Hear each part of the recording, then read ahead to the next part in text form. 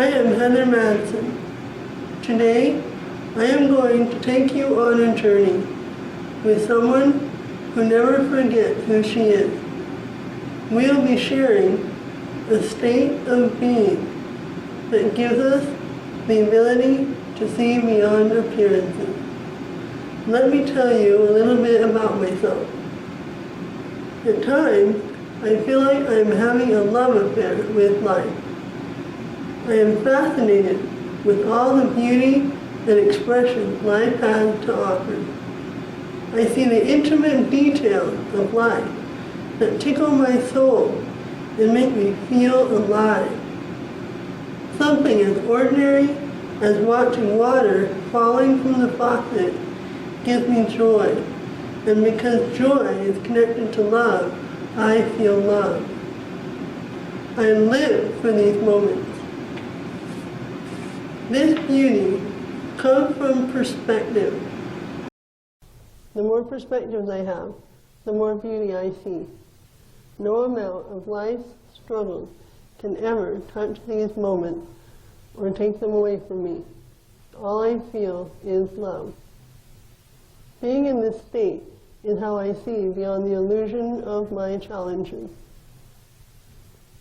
I think that my challenges are amplifiers. No, not amplifiers, instigators for love. Like beholding the infinite sparkles and reflections of innumerable tiny diamonds in the palms of your hand, love brings in as many perspectives. For me, perspectives bring beauty. Beauty brings joy. Joy brings love. Love eases my challenges. Is what you see what you get? The differences you see when you look at me are caused by Miller syndrome, which affect bone and muscle formation. Miller's affects my forearms, hands and face, and also my shoulders, feet, ears, my hearing, and a few organs here and there. And yes, it's rare. About 30 people in the world rare. Is what you see what you get? Aside from my obvious physical appearance, I also have challenges you can't see. I have a rare lung disease, autism, ADD, esophageal spasm, and a diminished sense of smell, to name a few. These challenges will be lifelong, daily, and some minute by minute. We are not our bodies, our personalities, or our lives. Our lives are merely an expression of who we think we are. When we see beyond these appearances, we are incapable of not loving ourselves, everyone, and everything. Living more than our symptoms means gaining perspective. Gaining multiple perspectives, like looking upon so many sparkles of those innumerable tiny diamonds, gives one the space to look for broader meanings of what one is seeing. It invites an opening for beauty, joy, love. Gaining multiple perspectives is a choice. Diamond is one of the hardest substances known to man, and sometimes so too is making that choice. Like most of us, I also dance with the hardness of diamond. I like to think they are short dances, but some are not. Some of my challenges are esophageal spasms. They can last up to 2 hours. Putting on my hearing aids, I have cupped ears. Reaching for anything, I have short arms. Clearing my lungs in lung therapy. This is a daily task and takes over an hour. And the challenges of autism, which includes understanding what people are saying, staying on task, overwhelm, and overstimulation, all to name a few. When challenges in my life present themselves, I have natural automatic reactions, as most of us do. Fatigue, fear, concern, anxiety, sadness, disappointment, anger, frustration, and so forth. This is that hard diamond decision point, to make a choice. whether to give in to the automatic reaction or to invite perspective, joy, love, to gain multiple perspectives. I choose the latter. To do this, I contrast the feelings inside of me to the details of the environment around me and the energy of life outside of me. For instance, objects like the pencil or sunbeams, ceiling panels, traffic noise, clouds, stars, arrangement of chairs, space between objects. I see how the details fit together to create different kinds of patterns. Within the multiple patterns, I gain multiple perspectives. Multiple perspectives create space. In the space, I sense the essence of every detailed existence. Taken together, there is so much more around me that my challenge pales in comparison. These perspectives bring beauty. Beauty brings joy. Joy brings love. Love is in every moment, every breath, every thought, every vision, every sound. Everything is love. Is what you see what you get? I choose to look beyond the discordance in life, to find what resonates with my vibrational being. This energy is who I am. I always know who I am. I know I am bigger than my challenges. This knowing helps lift me up when I am struggling. My perceptions and perspectives, along with my actions, are guided by this energy radiating within me. When everything inside me and everything in my environment, food, clothes, sounds, and sight, resonate together to a perfect pitch, this is the unity I am. This is me. This is me at my center. Tonight, I will show you how to get here, and how to teach our patients to get here. Living more than our symptoms and challenges is all about getting to this awareness of center, and staying in our center as much as possible, where we know who we are. There are 3 tools that can help us to achieve this. One is knowing what and where our center is, and what that feels like. 2 is choosing to create and go on a path back to center. 3 is creating what I call our map, the signs and processes that guide us back towards center. Life presents us with, or perhaps at times some might say, throws at us challenges that can take us away from this awareness of center. These challenges cause what I call fractures, which can block our energy, making it difficult to live and create from our center. Journeying back to center helps create healing of these fractures and blocked energies by reaffirming who we are. We have the choice to stay focused on our challenges, or we can choose to use our map and journey back to our center. The map contains the experience of the past, such as how it looks, tastes, feels, etc., as well as how we relate to those experiences. To use as our guide to center. Imagine for a moment that you are out taking a walk or going hiking. Imagine that it is a bright, sunny day and the sun is quite visible. The sun is the center of our solar system, and on Earth we use the sun to give us a bearing on where we are on the planet and in what direction we are going. Now imagine in your mind's eye a tall, magnificent, splendid tower that rises up above a kingdom, your kingdom.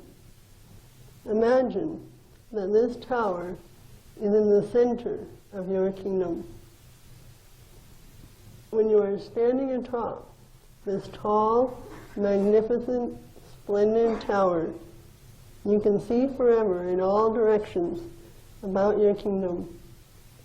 And whenever you are wandering about your kingdom, you can always look back to your tall, magnificent, splendid tower in the center of your kingdom. You can always see it. You can never get lost. This tower is the center of your connection to your innermost self, to your joy, beauty, and love. By shifting your point of view, your place within your kingdom, you can bring yourself closer to, or even back into, your tall, magnificent, splendid tower of beauty and love. By focusing from the sensation of symptoms to those things that bring you joy, beauty, and love, you can live more than your collection of symptoms. Take a moment now and go to your tower. Be in your tower. Feel what it is like to be in your center of joy, beauty, and love. It is eternal and timeless. There is nowhere else you need to be, and nothing else you need to do. This place, your center, is always here, and you can always come here at any time. Remember this feeling.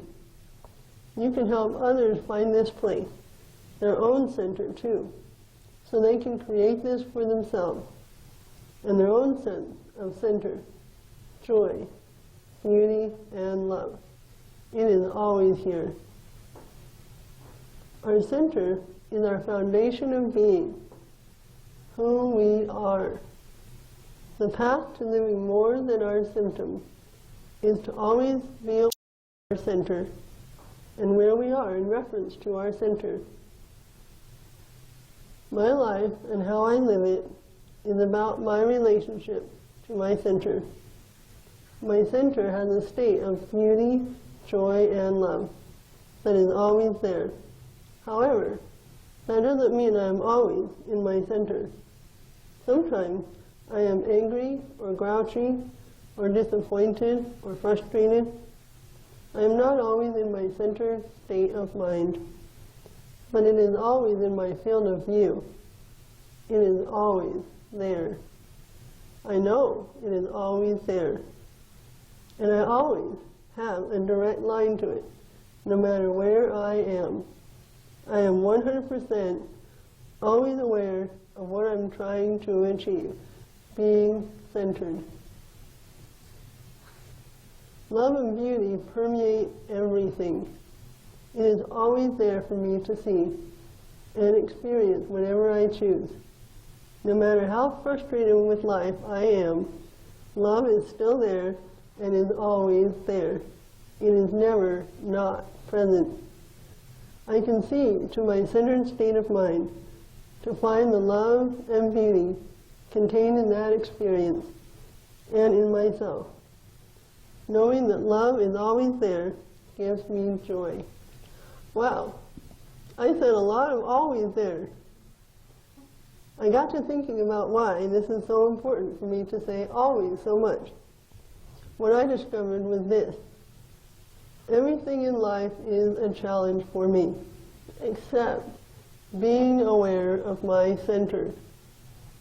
Being aware of my center and my relationship to my center is not a challenge. That is the one thing I feel that I can trust. That is the only thing that is permanent to me. My body is unreliable.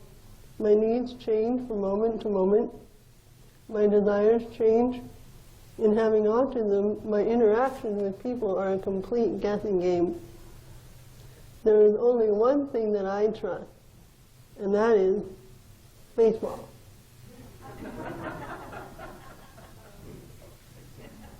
Actually, it is my awareness of center.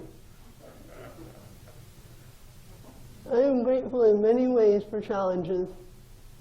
Challenges are opportunities to get deeper in touch with ourselves by allowing us to remember our center, reconnect with ourselves, and reflect on our life's meaning and purpose.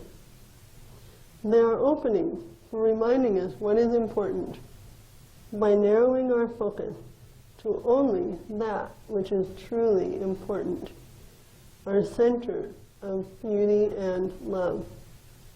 When we are challenged, we can choose to slow down and take notice of our connection with ourselves, the people we love, and the people who help us in our healing during a challenge. When we do these things, we might get additional perspectives which can change how we see ourselves and each other. Love is inside us and inside our challenges. The way to perceive a challenge is through this love connection. Other people may perceive challenges in other ways, but if I want to live more than my symptoms, this is the only way I can do it. Having Miller syndrome presents functional problems in my personal environment as well as in my medical environment. I'm not able to reach my neck, my upper chest at all, the back of my head, under my arm, my tailbone area, parts of my back. I also can't reach my face or ears with my left hand. Everywhere else requires extreme stretching and flexibility. For scratching an itch, push pencils are really useful. And I always keep them around. Hygiene maintenance takes a lot of extra effort and energy. I can't reach into tight places, for example, between furniture, under car seats, and inside pockets. Reaching the backs of cabinets or top shelves involves tools or other people because my arms and fingers are not long enough and my range of motion is limited. You'd think being tall would be helpful, but this just means I have to bend down farther for everything. So I often squat or sit on the floor. I am very intimate with the ground. Reaching for food at the back of the fridge is not easy, and this requires that I take out the food in the front first, and sometimes I still need a tool for extension. This really limits the areas where I can store food. Also, I don't use the oven. The risk of falling in doesn't seem all that appealing. It is our perceptions that are most often fractured, more so than our bodies. Therefore, it is in perception where much of the healing process must take place. Fractured perceptions block our energy and decrease our vibrational energy. By healing fractures, we expand and increase our vibrational energy, exploring the path to knowing oneself, reducing fear, gaining courage, embracing gratitude and joy leads to healed perceptions, to love. Love is the highest vibration we can realize. Love is always there.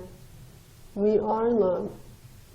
The ultimate challenge is in remembering that we are love and expressing that love.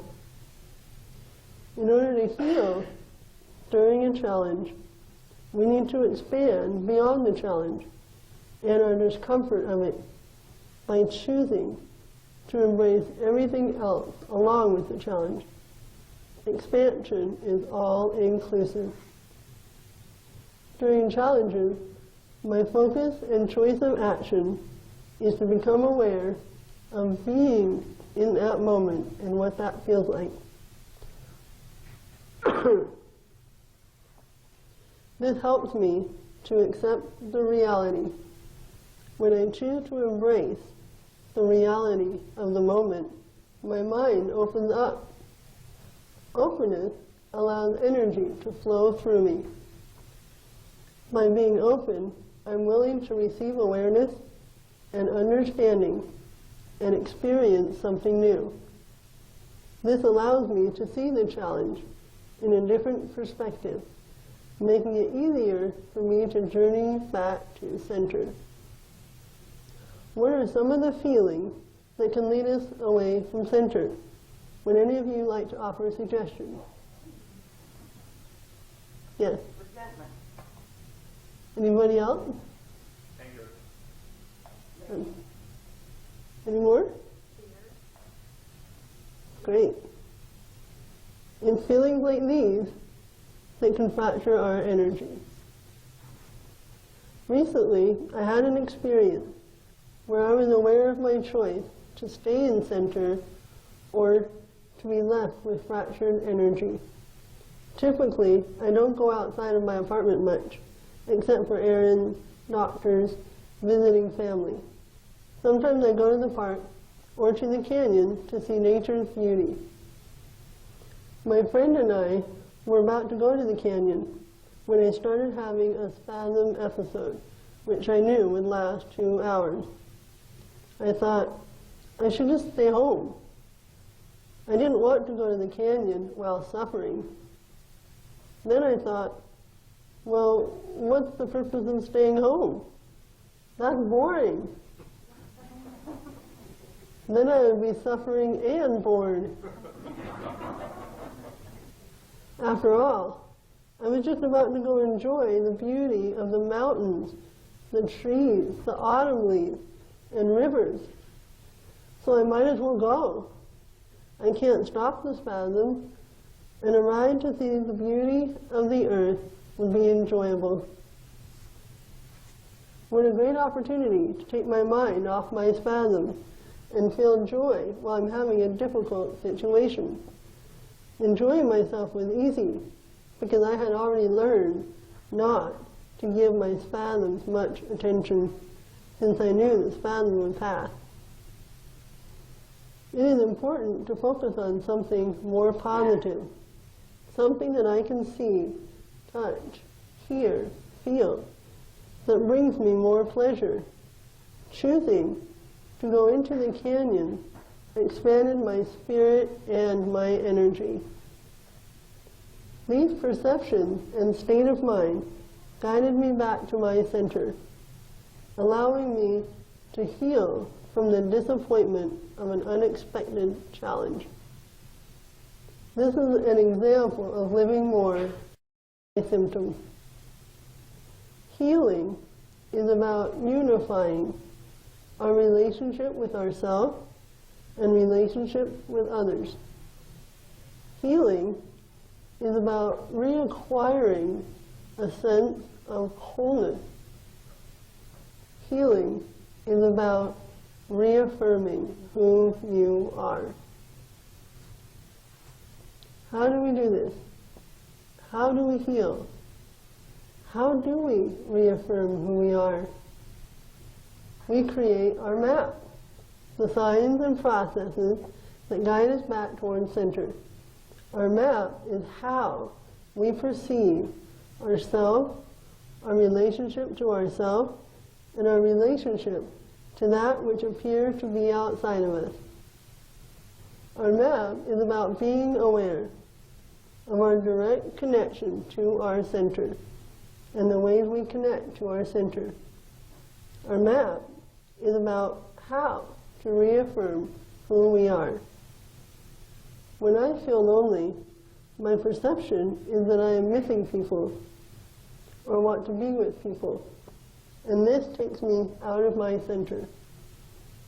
What feeling lonely really means is that I am forgetting to affirm who I am. In social situations where I don't get a chance to express myself and experience who I am, I go home feeling disconnected, like I lost myself. I feel fractured. I need to create a path and use my map to get back to center. Sometimes writing is my path of expression when I feel lonely. This is what I wrote when my brother moved away after I lived with him for a year. I remember the first night of being on my own in my new apartment after I moved out of my mom's house. It was scary and lonely, but I got used to it. Yesterday, my brother moved to California. It is strange to live in this apartment all alone. Everywhere I look, there are memories and emotions waiting for me.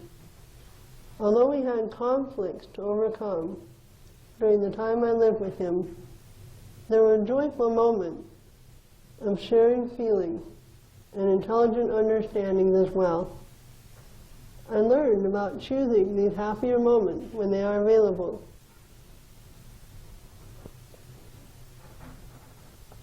Sharing thoughts builds a connection between two people. Even if the thoughts are small or appear insignificant, they are still one more step for that bridge. I also learned that sometimes having items which represent the individual in the house displays potential and personality. It punctuates personality and brings color into life.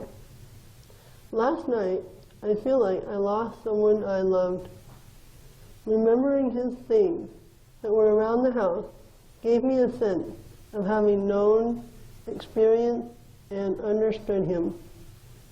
Recognizing his feelings about different ideas and objects is realizing that he existed and got into my own soul. In social situations where I express my thoughts, feelings, ideas, and interests, I am able to affirm myself and leave with a feeling of fullness, of knowing exactly who I am and what I love. This is being in my center. Getting back to maps, how we perceive something affects our energy, thoughts, feelings, and actions. Each thought, feeling, object, behavior, disability, disease, challenge has a vibration of energy. When we focus on those vibrations, we connect to those vibrations. This connection creates feelings that either take us away from or bring us back to our center. By connecting with ideas, feelings, objects, behaviors, etc., that we resonate with, we change our energy and create unity with ourselves and all that exists. Feeling unity in our center creates feelings of gratitude. Being grateful for this connection to the beauty in life creates joy. This raises our vibrational energy and allows us to be love. We can increase our awareness of more than the challenge by becoming focused on our relationship with ourselves, other people, and that which appear to be outside of us. We reconnect with ourselves, others, and all that exists. This connecting unifies our experience of living. This is healing. This is affirming who we are. When I know who I am, I see the rhythm of experiences that I resonate with and how they guide me to my heart center. This next story shows an ultimate experience of gratitude. Reading in the middle of the night captures an absolute peace that permeates my being. Every cell relaxes, knowing there is nothing outside of me asking for my attention or corresponding behavior. With the darkness enveloping the city, there is no sun seeping into my skin, wanting to change my DNA. There are no people calling me on the phone and causing a piercing ring throughout the room, which requires me to dash to the request and utter words into the air, breaking my internal silence. Nothing is calling me to endure the traffic rush when I drive around the city to complete the errands that I must do every week.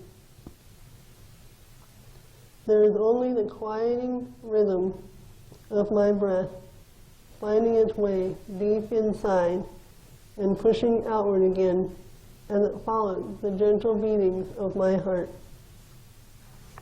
My toes uncurl and rest in the softness of the fabric, with my foot propped on my legs and my back resting against the couch's embrace. I am experiencing joy created by the rhythm of reading words that fill my mind with ideas and project me into another dimension. Feeling gratitude and peace bring us back to our center, as does accepting reality when faced with challenges. When I was very young, I realized that I could die at any time from an infection due to my lung disease. Although how or when I will die wasn't in my conscious awareness yet, how I was choosing to live was and still is. Having gained that awareness, I make sure that every moment of my experience on earth is lived the way I want. This is my life, and I'm going to enjoy it as much as I can. I choose to share and express the most important understandings I know, as much as I can. My time alive is a gift. I am grateful for this. Being grateful allows me to create joy and love, my map to center. Using my map ensures that I will be ready to leave Earth by consciously being aware of what I am choosing to create and experience in each moment. Back in 2008, I developed the most severe pneumonia that a person can get. Without developing a fever, I didn't know I was so sick. My doctor told me how serious my infection was and expressed her concern for my life. I cried because I knew I didn't want to die yet. I wasn't ready. I couldn't decide if I believed her. She didn't know how much I loved life, so she couldn't take that into her assessment. But I knew. I saw, even though my body looked skinny and it was struggling to deal with this infection, I knew my inner being was strong. I still had a lot I wanted to do before I was ready to die. I thought about how I had been choosing to live my life and saw this situation as no different. I decided to choose the best outcome. Instead of focusing on the infection, I focused on what I loved, what I was grateful for, and what I intended to create, like I always did, because I knew this raised my energy. This state of mind reaffirmed who I am, preparing me for the surgery which came next. After healing from surgery, I thought this experience was behind me. Yeah, right. Throughout my life, I expected that parts of my body would be the same for years, because I had so many other things wrong with my body. Some of these parts included strong abdomen muscles, no scars on my back, and no discomfort when leaning back in a chair. After my surgery, I realized that expectation didn't fit with my reality. In this reality, my body wasn't the same. Some of my abdominal muscles were permanently damaged, less functional, and occasionally painful. The skin on my back had a huge scar, and I had a bump on my back that can cause pain when I lean back on a chair. I was sad to see these changes because of my previous expectation, especially when I thought I was healed. It is a strange experience to accept lifelong scars as normal and part of me, and new scars as a change and foreign to me. I decided that since I couldn't keep my old expectation, I chose to accept reality and see something new. This allowed me to see my body as a beautifully painted canvas that shows experiences of my life. It reminded me what I have lived through and who I have become. I am certainly proud of who I am, so I am equally proud of my body and its enduring qualities. I look back on what my body has experienced during this lung surgery and appreciate the support and the quality of life my body still gives me. The doctor saved my life, and I chose to keep my life. I am grateful to be alive. I chose to live and pursue my purpose on earth. This is much more important than appearances, mild function loss, an occasional muscle spasm, and limitation in leaning back in my chair. Instead, I lean forward into life. Accepting reality brought me into my center, healing my fractured perception. It is our thoughts about our challenges that can make our experience of them so difficult. During challenges, my focus and choice of action is to become aware of being in that moment and what that feels like. Our thoughts, including desires and wants, are not reality. They create an illusion, a story. Stories create feelings, which affect our energy. This process can cause fractures or healing. Letting go of stories that can cause fractures is part of accepting reality. This brings clarity to what our center is and what reality is. When the story is released, so are the feelings that were attached with it. If a story about reality doesn't make us feel good, why keep it? When we accept reality, we begin healing. It was accepting reality that allowed me to reaffirm who I am and live more than my symptoms. My following story also illustrates this process. During college, I worked in the library, reading letters, thinking, and writing.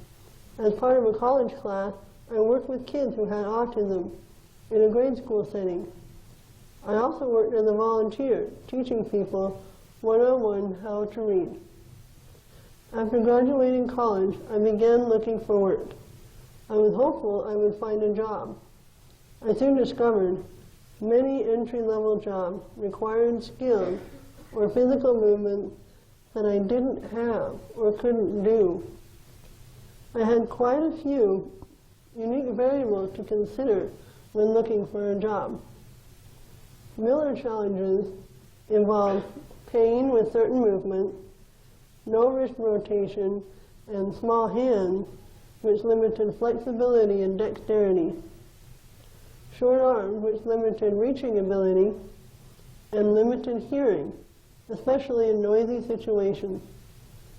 Autism challenges involve dealing with environmental stressors such as room lighting, noises, movements, music, and especially interacting with people.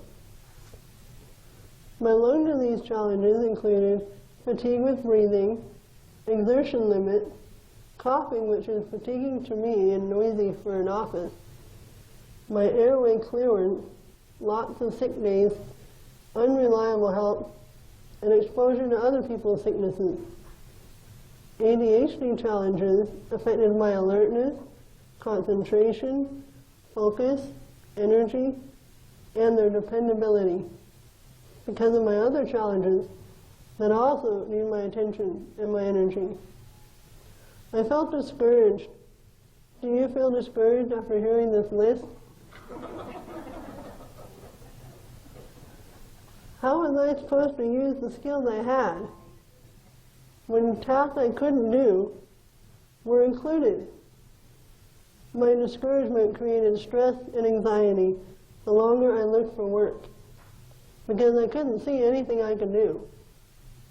Looking for work became a dismal chore in my daily life, and I became depressed. I knew I wanted to work, but not under the conditions the work field required. I was worn out. I wanted to stop looking for a while so I could feel better. I needed a break, so I stopped.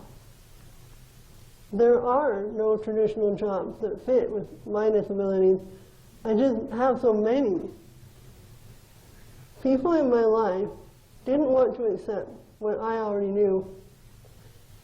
They didn't understand my limitations and kept pressuring me to keep looking.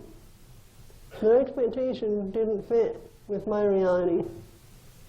I decided I would try a couple more times, but my heart wasn't in it. I doubted the job would work out. I thought I could be a home aide to another person with disabilities, but I learned I wasn't able to perform CPR, a requirement of that job. They would have had to hire another person to do CPR as my aide, so I could be the aide for someone else. Yeah. Granite School District hired me as a teacher's aide at a junior high school. That first day on the job, I felt like a fish out of water. I hadn't been diagnosed with autism yet, which explained my feelings. I had had enough. Finally, I accepted reality and said, other people can learn to accept the reality of my choice, not to work a traditional job. This choice brought me positive emotions, connecting me back to my center. Experiences like this inspired me to write what I call Zipper. I have learned that holding on to ideals that don't fit my own preferences or lifestyle and trying to live up to them make me unhappy. I kept trying to do everything I could to fulfill those ideals. This led to stress and depression. Slowly, I began to believe in my own experiences and my feelings about those experiences. I allowed myself to be the guide, not other people. I noticed what behaviors and thoughts increased or decreased positive feelings, and which behaviors and thoughts increased or decreased stressful feelings inside me. I understood what behaviors and thoughts made me happy and changed my ideals to reflect those experiences. I reflected on what my reality was and changed my fantasy to match my reality.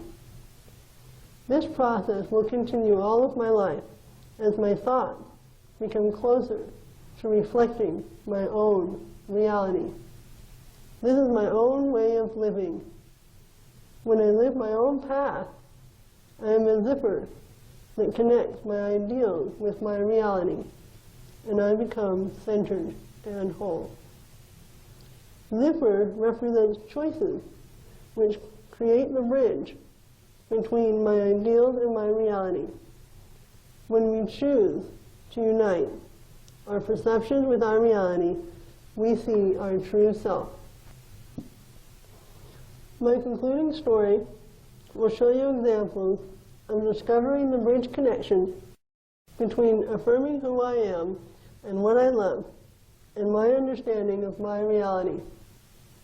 My story will show zipping reality with center and living more by using the three tools: my center, my choice to create a path of healing and going on that path, and my map.